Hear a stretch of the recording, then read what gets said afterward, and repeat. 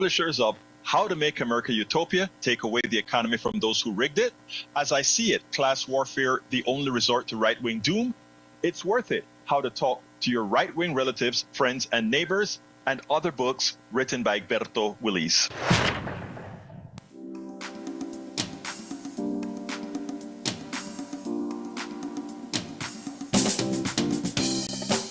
Welcome to Politics Done Right. My name is Egberto Willis, your host. Good morning, Houston. Good morning, Harris County. Good morning to the great state of Texas. Good morning to Northeast Texas, Southeast Texas, Northwest Louisiana, Southwest Louisiana, and to every nook and cranny receiving the signals from our 100,000 watt transmitter into those magical things called radios, aka the Howard Reynolds machines. Anyway, folks, we're going to have a great show for you today. Welcome aboard our great folks on the internet, specifically from places across Europe, Africa, y donde sea, wherever they are. Without further ado, let's move it on to el estudio con los Enios, el señor Howard Reynolds and Jack Van Beba. Where are those heinous guys, Jack? You're pretty heinous. It is Friday morning at the radio, December 20th, 6:01 at KPFT Houston, and we are so glad that you are here this morning. We are the heinous heathens. Yeah, I like that. I'm watching with great interest this funding bill for the government and how the interference from Donald Trump has caused a fray up in Washington. One of the things that he was opposed to, President Musk was upset about was the pay raise for all of them, $6,800 a year. That ain't much, folks. But they made him take that out. So that's going to really promote a whole lot of goodwill from Republicans and Democrats going, you're taking our pay raise away? Seriously? Let's see how much stuff you get through this House and how much stuff you get through this Senate. Okay? So, yeah, the goodwill is beginning here in the season of goodwill. Thank you, President Elon. And Jack, what you got over there? Looks like you got a couple of pages of stuff. Yeah, I was thinking about Santa Claus. Me too. I'm kind of a Grinch. I'm a real Grinch. So is my daughter. And I was thinking about it. I said, oh, man, that's the perfect capitalist story. So I put it to a song. Something for free. Yeah, yeah. All right, here it goes. We get to hear Jack sing this morning. Santa the capitalist. Okay, Santa, he's a capitalist. One day I stole his sleigh, nabbed a couple of reindeer, got the hell out on my way. Yeah, Santa, he's a capitalist. He's got all of them elves working in a workshop. No cocoa breaks, it's hell. It's cold up at the North Pole, so we cannot run away. Yeah, Santa, he's a capitalist. I'm glad I left that day. I can't hide my elfness in Texas. Santa's friends with the governor AG. They don't like elves in Texas, at least not elves like me. So I got the reindeer ready and I hopped back in the sleigh. Touched down in Tucumcari early that next day. I hid the sleigh back in a cave and I set them reindeer free. Yeah, Santa, he's a capitalist. He don't like you or me. Well, the capitalists all love Santa 'cause he brings them profit and joy. The capitalists all need Santa 'cause they want their Christmas toy. They love their yachts and dancing girls while they put the screws to you. Yeah, the capitalists all love Santa, but today I think he's blue. Dancer and Prancer got taken in by a great big herd of elk. It's Christmas Day, Santa's got no sleigh. He ain't gonna deliver no toys today. No, he ain't gonna deliver no toys today. No milk and cookies to take to his sleigh. One less elf to work for low pay. I didn't know Dancer and Prancer were. Well, how about that? You just got a couple of steel guitars in, man. Jingle bells, jingle all the way. Had a couple of steel guitars, and you got a new country song there. Oh man, that was marvelous. That was marvelous. Hey, you have to make, Oh, sometimes you have damn. to have some fun for this stuff, man. When you see what's going on. My God. Anyway, folks, we are going to have a great show. Let's give a hand to the one and only Jack Van Bever. Yay! All right, listen, Jack, let me tell you. Thank you, sir. Look, we're going to have a great show for you folks. We're going to have a great show. But I don't know how I beat Jack Van Bever on that. Well, you know how? I don't. Anyway, Dems say hell no to Trump back spending bill. And we have a TikTok influencer's horrifying healthcare story. And you know what? Because I know there are not any calls yet, I think that's where I'm going to start with the horrifying TikTok young lady's healthcare story. I tell you this, folks. Her story is the story of millions of Americans. So as we go through Christmas, as we sit back and think about all that has happened this year, as we sit back and realize that likely the country, if you take a look at the chaos that's happening in Washington right now, that we made not just a strategic mistake, but a mistake that will hurt us for at least, well, actually for more than 4 years, because the damage that's going to be done with the deficits which will create, based on how our current monetary system works, based on how it will create. Let me tell you a few truities before we get started. Because there are these fallacies that Republicans are the folks who are fiscally responsible with your money, with your tax dollars. There is this concept and belief that they are better for the economy, that they're business related. That has over in at least my lifetime, in other words, since the 80s, that has never ever been true. And even before that, we've shown you studies, fact-based numerical studies that shows the economy does substantially better. This is not hyperbole. This is not I think. This is not maybe. And this is something that it irks me that Democrats don't point out strategically and all of the times. Here is a statement of fact. You can look it up. You can either read articles about it or go to the government numbers at the, I forget, the labor and statistics, etc., and find and do the numbers yourself. The government, or rather the economy, always does better comparatively under Democrats than it does under Republicans. And even the great miracle of Ronald Reagan, that was only a miracle after he left office and people made it seem more than it was. Even that paled in comparison to the economies that we had under presidents like uh, Clinton, which saw the most employment in this country, largest rise in employment in this country, bar none. It wasn't Reagan, it was Clinton. But you see, Clinton had a scandal where he couldn't keep his peace in his pants, but his economy was better than Reagan's economy. And if you take a look at economy after economy, the Democratic economy has always been much better than Republican economy. And let's not talk about deficits. It's a statement of fact that deficits grow larger under Republicans and Democrats. And here's the reason why. Republicans are always ready to tax cut. Yes, it's true, Democrats are always ready to spend.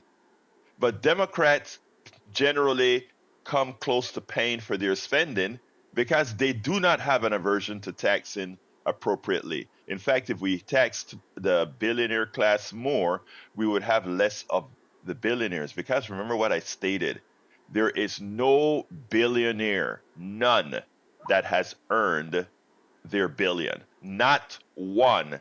Neither the good ones or the bad ones. Neither Bill Gates, nor Jeff Bezos, nor Elon Musk. None of them earned it. You did.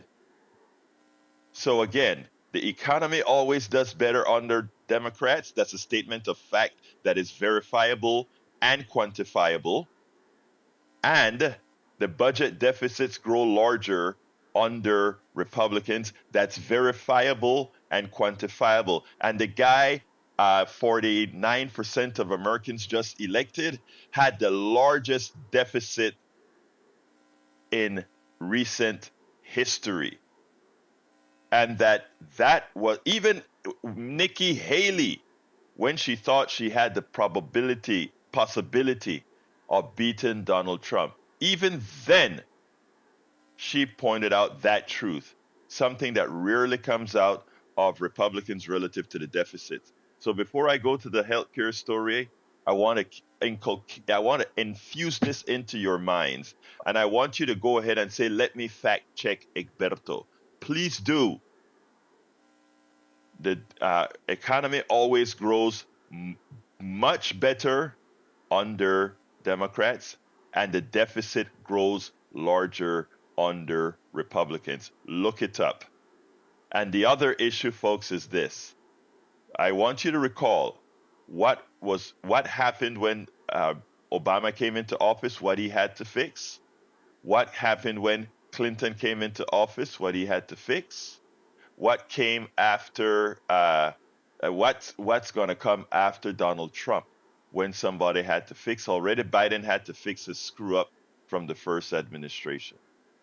And that our media does not go out profusely and make these statements that are statements of fact and allow Republicans to get on TV every Sunday and every day and bloviate, mislead, misrepresent, serves one purpose, or it teaches us one thing. Neoliberalism occurs in the center of both parties. And that's why you will never hear the truth, because if Americans knew the truth, we would be way left of where our voting indicates. Anyway, let's go to that video right now. It's very important. And this story is about a young lady, okay? And this young lady had an appendicitis. And the appendicitis was, 3 days before when the pain started, she was also pregnant. She went to the doctor and they sent her home. That's not really anything. You're just fine. As she kept on getting sicker and sicker, they finally took her to the hospital. The hospital then realized, oh my God, this is a serious case of appendicitis. They had to ship her to another hospital. That meant taking a trip to another hospital. It turns out this hospital was out of network. I want you to hear her story. I swear, I hope at some time I can bring this woman on, because her story is not solely her story. Her story is a story that will affect at some time a large percentage of America. So listen to this TikTok. I'm going to play. I think I got it set up correctly, and we'll take it on the other side. Recent death of this United Healthcare CEO, I feel like I need to air my dirty laundry. It's been 5 years in the making. December of 2019, I was 20 weeks pregnant. First of all, let me just say this video has all the trigger warnings, every trigger warning. So just proceed with caution. I had excruciating pain in my right lower quadrant of my abdomen, and I was 20 weeks pregnant. I went to the ER in my town that I lived in, and the nurses and physicians there were atrocious to me, humiliated me, told me that I was exaggerating and that I had a UTI and that the the blinding pain I was experiencing was actually the baby sitting on my bladder, and they sent me home. So fast forward 3 days later, and I felt like I was dying. My husband took me back to the ER, and a different ER physician who was very compassionate confirmed that I had appendicitis, not a UTI. So I'd been sitting at home with appendicitis for 3 days. That hospital then emergently sent me by ambulance, which was one of the most harrowing and painful experiences I've ever had, up to a big hospital in St. Louis where I could be treated, where they then determined that I did, in fact, have appendicitis and scheduled me for emergency surgery. My son that I was carrying survived the surgery until the next morning when I delivered him, and he passed away in my arms. About 45 minutes after I lost him, I suffered a pulmonary embolism and lost about 3 liters of blood. So I had to have an emergency D&C because I couldn't deliver the placenta, and I felt life leaving my body and saw visions and had what I now know was an actual near-death experience because I was dying. I survived all this. On the 3rd day of being in the hospital, a doctor I'd never seen before came into my room and told me that I had been sent to a hospital that was out of my insurance network. Mind you, I got pregnant very close together with my first son. I had him in February of that year, and this is now December. So we had met our deductible for the year, and the one comfort that my husband and I had in all of this was at least we won't have a bill. It's all covered because we already met our deductible. But we were wrong because the hospital who had misdiagnosed me sent me to a hospital that was not in my insurance network. The kicker is literally across the street. I'll put this here. It could have taken me to Missouri Baptist Hospital, which was in network, and everything would have been covered. So this doctor I'd never seen before told me I could either be sent by ambulance across the street to Missouri Baptist, which was covered, or I could go home. Now, I also want to say that my hemoglobin was 7.0 at this time. If it had been 6.9, I would have needed a blood transfusion. I was in grief that I had never known before. I was in shock. I was all of the things, and I just wanted to go home. We ended up with a bill from the hospital that was more than what we paid for the home that we live in. And it was going to take probably, 20 to 30 years to pay off this hospital bill. It's not like my husband and I made a lot of money. I was a hospice nurse at the time. And we opted to have to file bankruptcy, but not before. I exhausted every appeal with Cigna. I wrote letters. I spilled my heart out. I talked on the phone. I explained our situation and our story, thinking surely someone would understand this was not my fault. This was not my fault. On the 3rd and final appeal, because they only allow you 3, Cigna's appeal physician told me point blank, it was my fault when I was dying from a ruptured appendix in the ER, that I didn't check and make sure that the hospital I was being sent to by ambulance was in my insurance network, and I was denied the final appeal, saying that we owed the entire bill. So we filed for bankruptcy. And all of this was also in the height of COVID. I'm still not sure how I lived through this, how I got through it by the grace of my therapist. But I say all this to say insurance companies don't care about you. Hospitals and a lot of doctors don't care about you. Just this week, because of this event that I'm describing, it triggered a latent autoimmune disease inside of me called ankylosing spondylitis, which is something that's incurable and causes me not only insane fatigue, but stiffness and pain throughout my body where I can't even pick up my kids or get on the floor and play with them. That new rheumatologist sent me to a lab to get blood work, their quote unquote lab. And I got sent a $2,000 bill because their lab wasn't in network, but the physician wasn't looking out for me. The doctor's office wasn't looking out for me. And at this point, that's my fault. I should have paused and said, no, just because this is your quote unquote lab, I need to double check. But I didn't. I trusted them again.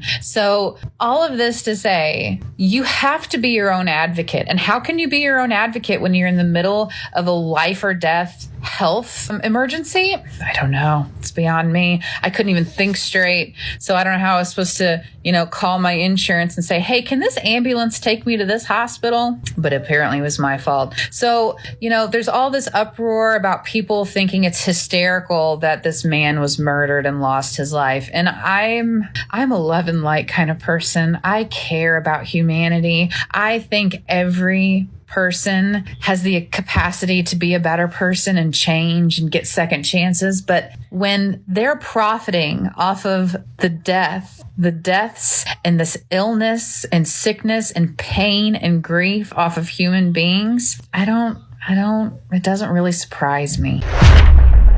Heard what she said. Not advocating murder or anything, but after she's gone through what she's gone through, and after seeing that the insurance company cared nothing about her life, but was ready to suck money out of her for the malpractice of the healthcare system to her, and that it is, again, ultimately the buck stops with those who run these companies. She said, it doesn't surprise her that people, when they don't have a last resort, that they act out. And I want people to think about that. Now, she gave a follow-up because apparently some people started to give her some issues. So what I want to do is I want to go with the follow-up that she has, because there are certain parts of the follow-up that's even a bit more biting. I want you to listen to this. And then, of course, again, we'll take it on the other side, because this is something that should not be happening in America. This is something in response to my first video where I talk about lots of trigger warnings, my experience of almost dying, of losing my baby, and then having to file bankruptcy because of the U.S. healthcare system. I have gotten, first of all, I want to thank everyone for their kindness that they've shown me and the messages of sharing your own stories. I have gotten this comment more than any other comment. Apologize if I wasn't clear in the first video. I am still 5 years later in an active lawsuit against the first hospital that misdiagnosed me and, in my humble opinion, caused the death of my son and almost myself, along with the cascade of health problems that I'm still dealing with, the grief, the insurmountable grief. Our finances have never recovered from this situation. I could go on and on. And I also want to clarify that I am not trying to say that I feel like CEOs or other individuals should be murdered.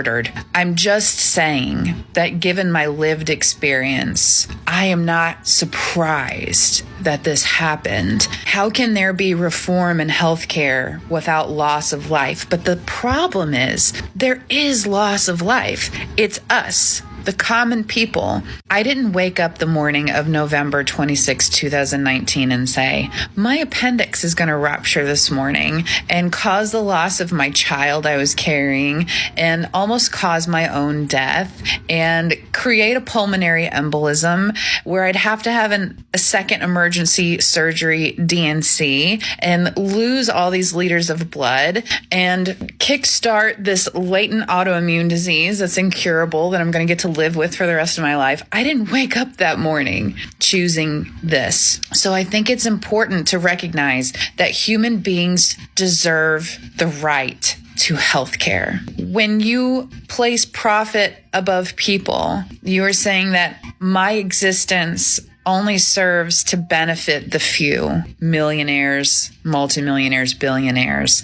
And so that is why I shared my story, because it's important for our stories to be heard and shared. That my situation, unfortunately, is not an isolated case. Human beings and their grief and their lived experiences deserve to be heard and seen, and there needs to be reform. Almost every other developed country in the free world has universal health care. I've also had a plethora of comments saying, well, why don't you just leave the United States? The United States literally has made it where you are living paycheck to paycheck. Most people are lucky. Most people are lucky to be living paycheck to paycheck in this country.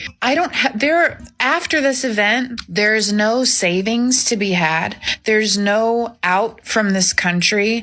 I live in fear that something could happen to me or one of my loved ones again, and then I don't know what. I don't know what. I also wanted to mention that in this event that occurred in 2019, my husband and I were paying, it was either between $500 or $700 a month for Cigna insurance to be denied. Yeah. It's my story. Some people have also expressed that they have trouble believing my story, and I get that because my story is insane. It's hard to conceptualize. Yeah. So anyway, yes, it's hard to believe that this is real. But you know what, folks? It is real. We've gone through it ourselves in as much as we've had insurance and had to fight these guys to the nail. Not only the insurance company, but the private emergency rooms, etc., etc. Bridge MCP points out something that is very important, and that is women get a different treatment than men get at hospitals. In her case, she had a heart attack. The guy next to her had heartburn. Of course, he got care.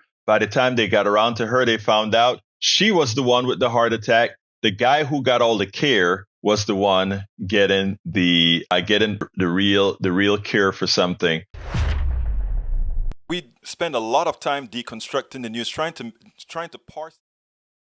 Okay, folks. Now, these are true stories. I've lived it. I've had my own experience at KPFT where I had catastrophically high blood pressure, 240 over 150 something. And Robert came with a machine, one of our board of directors, and checked my pressure, blew the machine up. Well, I'll tell that story another time because I have callers. Let's go to Andres. Come on in, Andres. Okay, Jeremy. Come on in, Jeremy. Hi, good morning, Alberto. Thank you for taking my call. Yes, sir. I just wanted to mention that the Catholic Church defines healthcare as a human right. And I think so many of my Catholic brothers and sisters don't realize that when they vote for people who don't feel that healthcare is a human right, and when they don't speak out about it, they're really not following their faith. And I think that I just wanted to throw that out there and maybe plant the seed so that if people haven't learned by their actions in the last election, they might vote their own self-interest and vote, a little more Christian. So I appreciate that call because I think that is so important. What has happened, Jeremy, is and those of you who consider yourself evangelicals, I'm not hitting you specifically. I'm hitting your leadership, the shepherds, okay? But a large portion of the evangelical church has have made being evil vogue, wanting to kick people out of the country, not wanting to give universal health care, wanting to get into the capitalist system of tax cuts and laissez-faire all these things. They have jumped on board. And here's the problem, my brother Jeremy. There are some people who follow their shepherds by, that's just how they grew up. The church leader is my leader. Whatever he says goes. The church is one place that we don't have a democracy. It has always been an autocracy. But that said, if it's doing good, hey, it's great, right? Like the Catholic Church does some great things all over the world when it comes to poverty, etc. But my God, if you have it on the wrong side, you can turn otherwise good people into doing bad things. Anything else, Jeremy, before I jump to Andres? Oh, no, not at all. Have a great day and a great weekend. Thank you, my brother. Merry Christmas to you too, sir. Let's go to Andres. Come on in, Andres. Hello. Can you hear me well? Hello, sir. Talk to me. I've got kind of a crazy story. Okay. First of all, I've gone practically like 10 years without health insurance. Mm-hmm. And I feel that my wife was a victim of the medical system because of all the medications that she was put on. When I had a certain event, I was at work and I had this terrible feeling like in my gut, like heartburn. And I commented to a person that was there, and they said, hey, well, I have some bicarbonate of soda, and, that might take care of it. So I did. Except that after about a minute, I had to go puke. And eventually I had to call my boss to come, take my place because I had to go home. And on the way home, I was passing by the hospital where my late wife, worked. And I looked over and I thought, with this pain that I have here, I should really go to the emergency room. But I thought of the things that happened to us. And so instead, no, I went home. And I was trying to control this pain, meditate through it, whatever. And for some reason, something told me, hey, you tried bicarbonate, which is basic, and water. Why not acid and water? So I had like a half a lemon. And I tell you, I wasn't even aware that the pain had gone away, but it was like within seconds. And that was like 10, 11 years ago. Later on, I heard that those probably are symptoms of, ¿cómo se le llama? Un infarto. Mm-hmm. Okay, yeah, que tenías un ataque de corazón, claro. Yes. No, es lo que You said, aparentemente después me di cuenta, ¿verdad? En ese momento no lo sabía. Yo todo lo que tomé, ¿verdad? Fue la idea de que de tomar un agua con limón, y eso me quitó el dolor, y como digo, eso hace 10, 11 años.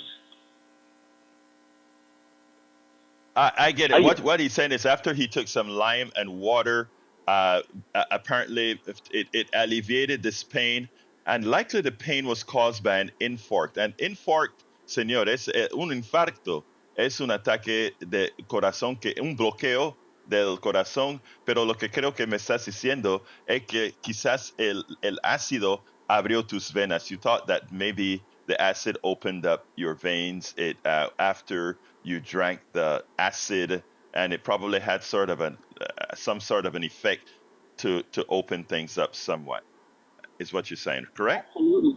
It wasn't just plain water. It was a mineral water. Mm-hmm. And make sure you don't say lime. Lemon was what I said. Lemon, because, okay.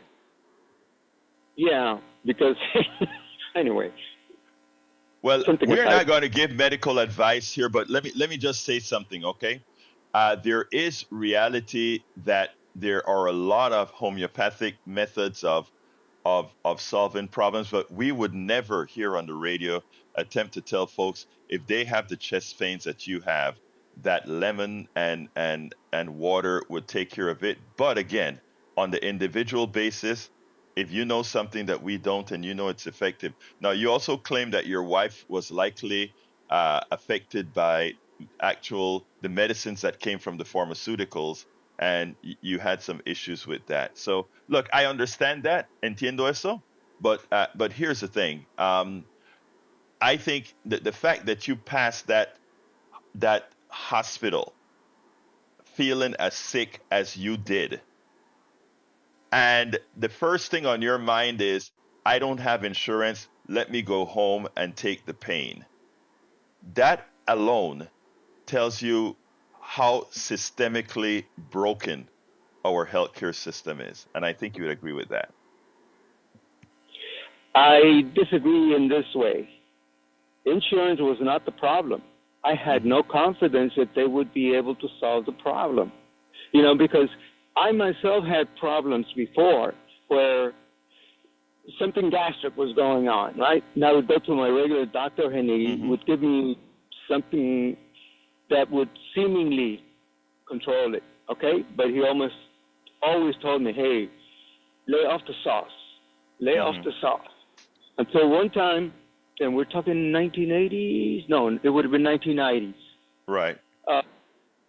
I was definitely puking green, and I went to the emergency room in the same hospital that my wife was working at, and they immediately found out that I had, gallstones. And so they sent me to surgery, and then they took out my gallbladder. But the thing is that I had been dealing with that for years with the same doctor. Oh, it's no biggie. Just lay off the sauce. Oh, it's no biggie. You know what I mean? Yeah, I got you. Let me just say, I hear you. Okay, I hear you, and believe me, a lot of people don't have confidence in the medical system either, but they're not mutually exclusive. Medical system failures, healthcare systems payments via insurance failure. But hey, Andres, I have some other calls. I do appreciate your call and thank you for telling us your story.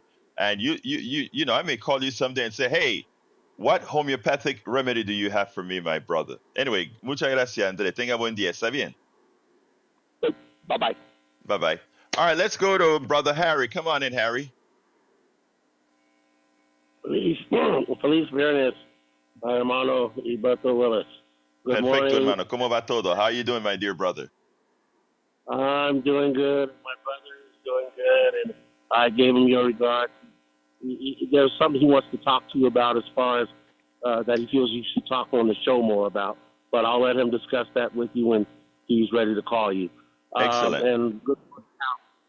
I'm sorry for what happened to Andres, and I'm glad he's okay. I'm glad he's got through that, and I hope that he's got insurance. So when if he has problems in the future, that the insurance will be able to cover him, and then he has the right doctors that will whatever happens with him. If he has any more gallbladder problems, that they'll get through that, or if anything else surfaces, No problem, Harry. Harry, I got some full calls, so thank you for giving him kudos. But let me hear your subject. Yeah, okay. And then I wanted to that woman that the video. But I was just wondering what her name was. I don't have her name, but guess what? I'm glad you asked. I found her. I am in contact with her. She says she's going to pray on whether to do the interview because, again, she's kind of weary about doing radio because there's some other things going on in her life as well. But she thinks she'll do it. So I think I have a gut feeling that she wants to do it. So when that happens, I'll bring it to our audience. Thank you for that, Harry. Anything else? I was going to tell you a couple other things. When that woman was talking about she had the wrong, they sent us to the wrong hospital. When my brother and I went into the hospital, when my brother had to go to another hospital to have his heart condition checked, we made sure that the Ambetter insurance that he signed up for would cover that hospital. Because we went to Pearland and then we went to HCA Clear Lake, and it covers that. So it's very important to make sure when you go in an ambulance and when the hospital wants to send you to another hospital, that your insurance covers that. Okay, Now, look, I thank you for that, Harry. But I want to add to that. Our system, when you are in your most dire straits, when you are in harm, when you're in pain, when you are in an emergency, nobody should have to think about what hospitals you're going to, what ambulance to use, etc. That is really horrendous, but that's what you have to do now. All right, Harry, real quick, I got a full line. You got 10 seconds, bro. I heard about listening to Arnie Arnison's show.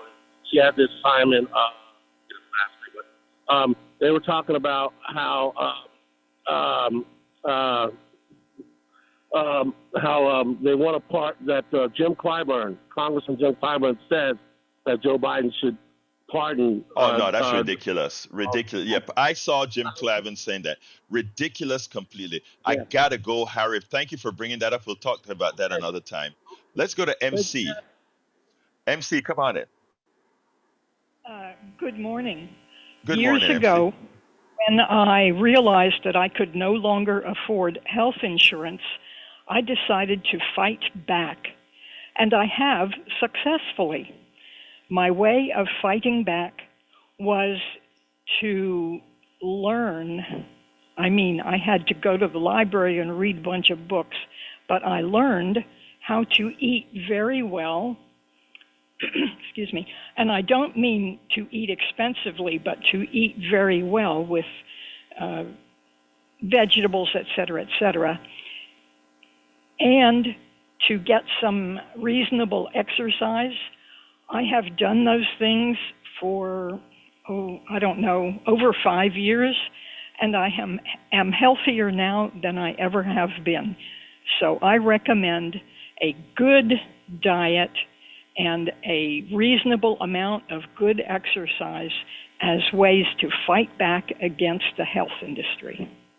Now, first of all, that is some great advice about taking personal responsibility so that you can have control over things like high blood pressure, obesity, and all those other factors. So I am 100% with you there as far as that being a fight.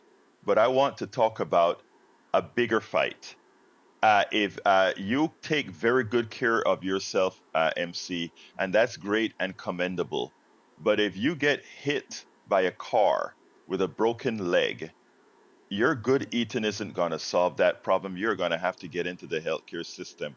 And one of my fights is to make sure that you are protected under that situation as well. I don't want you losing your home, your livelihood, or your wealth because of something that you have no control over. You are so right. You have control over the healthy part of living with how you eat, with how you exercise.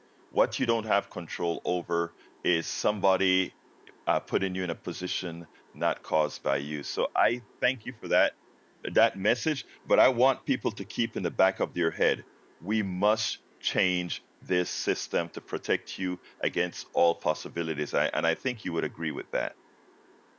I do agree. Thanks for the time. Goodbye. Thank you so kindly, MC. Let's go to Augie. Come on in, Augie. Yeah, Merry Christmas to you guys. Merry Christmas, brother.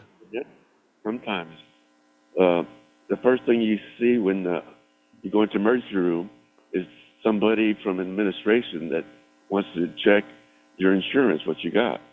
My sister worked for University Hospital in San Antonio, and she and her husband decided to go to Corpus Christi, but she had some health problems, so they checked out, make sure that they were covered in Corpus Christi. Well, she had some kind of medical problem, had to go to the emergency room, but it was packed. And the person that saw them asked them about what insurance they got. And there's a lot of different insurance companies now. And so he went down a whole list of insurance companies. He didn't see the one that she had. He overlooked it. But that's because he was swamped with a lot of people in the emergency room. And so before they would take care of her, they said they would have to pay $3,000. Mm-hmm. And luckily, they could afford it. And they paid it, and they were taken care of. And so she went back to University Hospital and talked to them and said, I thought you said I was covered.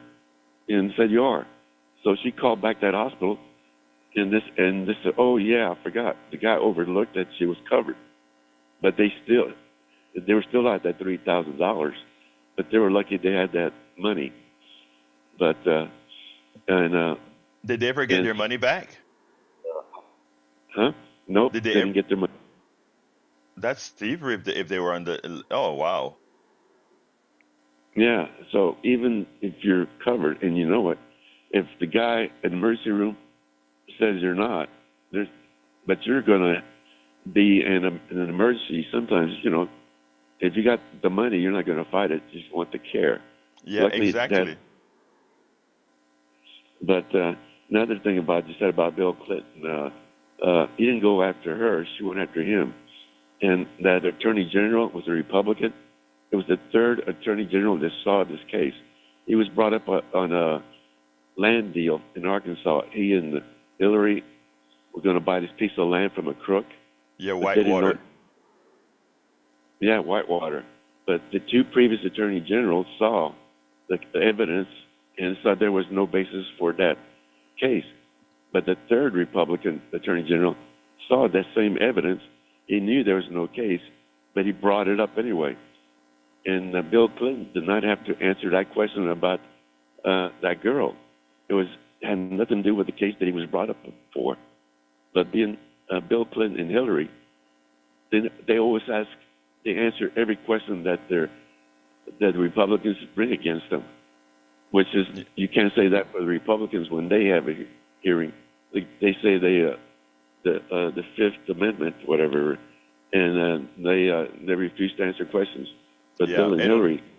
Hey, Augie, I got a whole bunch of calls coming up, but look here, brother. Thank you so kindly for the call as usual, and thank you for the support as usual as well, my brother. And happy Merry Christmas, all right? Yeah. Thank you, brother. All right, let's go to, I think, up next, Betty. Come on in, our beautiful Betty. Yeah, I'm here. Well, it's all a bad thing about our doctors and hospitals. That's true, but I'm on a Trump blow-off. I am. Under him, it's not going to be a love boat. Get your life jackets and your lifesavers, and we'll be, looking and waiting and skating on thin ice for a long, long 4 years. And also, America, our reputation and our feelings in our life are being dragged through the mud by this January the 20th big ugglebutt, and we all need to use our senses about us now. Thank you. Time. Love y'all. Thank you, Bye-bye. sis. Love you too, girl. Let's go to Curtis. Come on in, Curtis. Hey, good morning, Berto. Good morning, my brother. Talk to me. Yeah, I just want to state these couple of things real quick. The lady who spoke on the interview, who told her testimony, I hear that she's in the medical field, and the sad part about being in the nursing area is that because of high risk, you have the worst insurance. That's what I want people to know. It is the worst, and it's very expensive. I also want to just say this because I want to talk about just the solution part. If we would just deal with why certain companies use out-of-network and in-network issues, then we could fix it. Because believe me, I know, because my family, we've been in the medical industry for a while. There's no difference between the hospital across the street from you and the one next to you when it comes down to the price of what it costs to take care of a patient. So the question is, you have to figure out, why do certain companies use one hospital and don't use the other? We know it's for profit, and we talked about this before. I've been in many other countries, and I've seen free health care is not that great in a lot of countries. But what I can say is America can afford it, but it is the greed. And for that, I don't think we can fix it here in America unless we really deal with stopping the out-of-network, in-network issue. We should make these companies only use in-network, all hospitals. Because believe me, I know, because I profit from it, and I can tell you now that there is no difference. But what they do is they get you confused on why you have to pay more for another bill. I've seen a patient, and I've seen a person pay $50,000 for a broken hand. Yes. Out of network. Let me just add to that. That is the same thing that every capitalist company does, right? They have coupons. Those people who really want to search for coupons get a break on the price. What it allows them to do is make more money than having all the prices one price that's a low price. If they put a very high price, they know some people will pay the high price, and then they also throw coupons out there for people who will never pay the high price, but they still want to make a sale because some sale is better than no sale, so they have coupons. In effect, my brother, your in-state, in-network hospital is a coupon, and the out of network hospital is without a coupon. I mean, it's a standard capitalist model. You made a mention about you've seen what free healthcare look in other countries, and you're correct that other countries, all of them much poorer than the United States, free healthcare is difficult. I mean, but that's what they give because they see healthcare as a right. In Panama, we give healthcare as a right. Is it like the United States? No, you have to carry a lot of times your own toilet paper.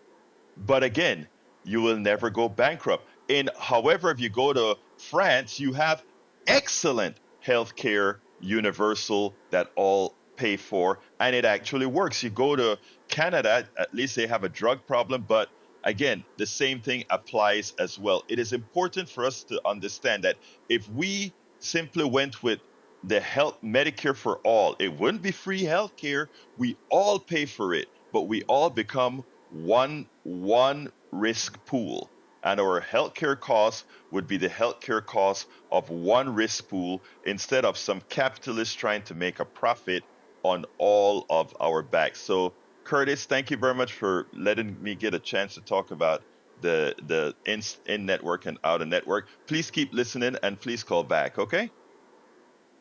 Okay. Thank you, brother. Let's go to Randy real quick. Randy, real quick, about 30 seconds.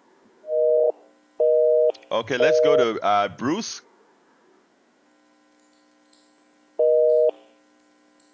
Are you there, Bruce? All right, let's go to Brian. Yeah, I'm here. Yeah, go on, Brian. Okay, who was disqualified for the Trump case? Did you bring that up Fannie yet? Mae. Yeah, sure. I know Fannie Mae got disqualified. That doesn't mean she's going to remain disqualified, but yeah, go ahead. Yeah. Did you talk about it today at all? Why would Why I? was she? Yeah, of course. You didn't like the outcome, so you don't talk about it. How No, much did her I boyfriend- don't talk about it because it's not the subject of discussion today, nor does it have any import.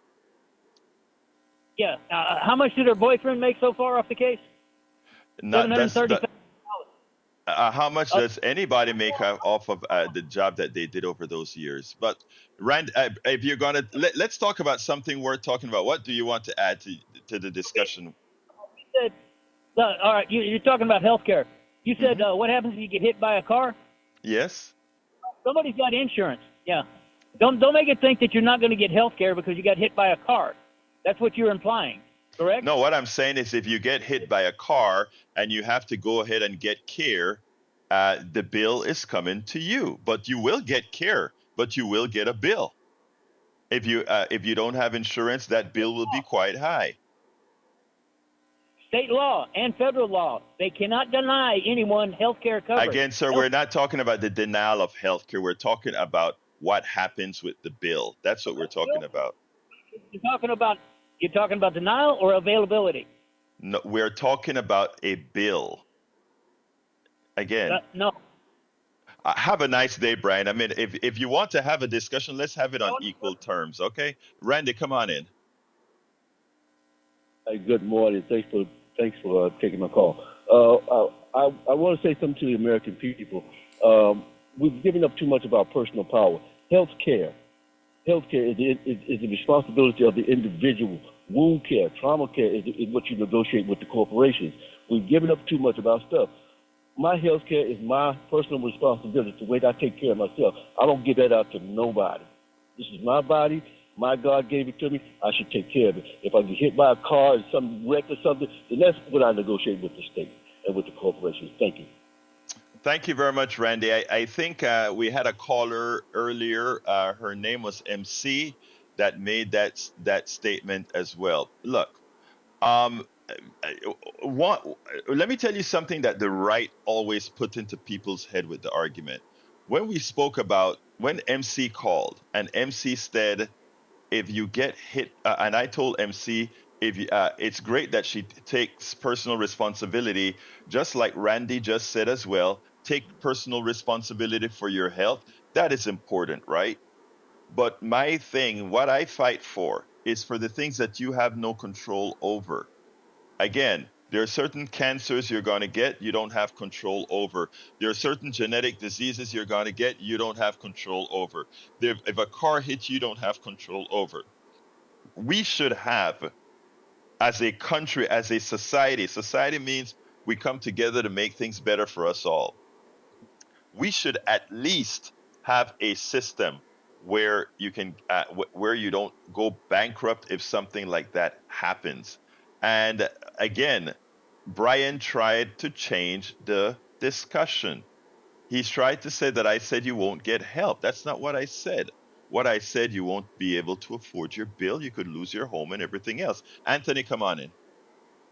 You got about a 35, 45 seconds. Anthony, you're on. Anthony, I can't hear you. Please take yourself off mute. Okay, I can't hear Anthony at all. I don't know if there's something wrong with that line, but if you can hang up and call back real quickly, maybe we'll get you and you can get patched in quickly for a 30-second thing or something. Are you there, Anthony?